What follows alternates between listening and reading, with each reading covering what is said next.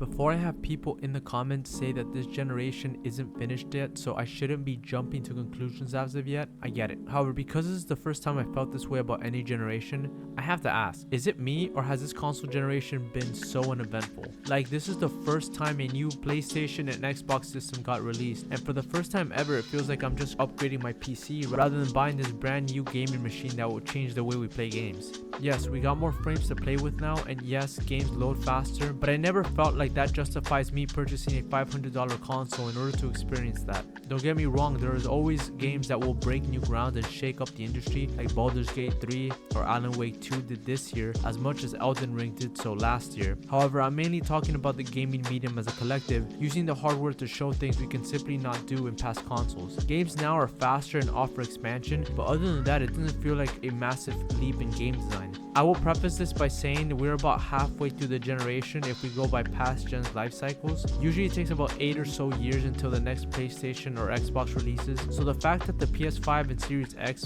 released in 2020 means the time it would take to get a new console generation will be somewhere around 2028. We have had games released these past few years that have been visually great, like Ratchet & Clank Rift Apart with its dimension-hopping portals and Pixar-like graphics, or Alan Wake with how near realistic it could look. The leap in not just graphics but game design with the PS2 to the PS3 was actually pretty massive. Same was the case when we got to the PS4 or Xbox One. I mean, look at Rise Son of Rome, a game that was released in 2013, only months after the 8th gen kicked off, and look at how that game looks in comparison to later games released. Only 2 years later, we got games like Battlefront and Uncharted 4, which looks extremely well done. Now it feels like we barely get games that impress us or show us that these current consoles need to be bought to be experienced. Like I said, this generation feels like upgrading parts for your PC. Better frames, ray tracing, better loading times. Plus, games are getting more expensive. We're paying $70 now, and some companies have even considering to jack up the prices to $100. Are you insane? You're telling me that if someone wants to buy a brand new PS5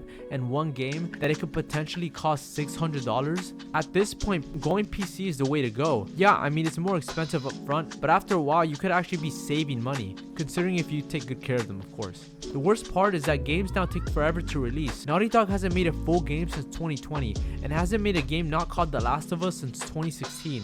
This issue applies to most gaming companies too, like Rockstar or Bethesda. Some of the issues present today I feel is happening because it seems to be that the market doesn't look as competitive as it was 2 gens ago. Back during the PS3/360 era, both companies were at their necks trying to outdo one another and making it so much better for us gamers because we're the ones getting rewarded for them trying. Now, Sony's the clear winner and has been for the past generation and a half, and that doesn't seem to change anytime soon. And don't get me started on the dick measuring contest when it comes to both Sony and Microsoft buying up studios and publishers. Before Insomniac Games, Sony hasn't purchased a studio since Sucker Punch in 2011.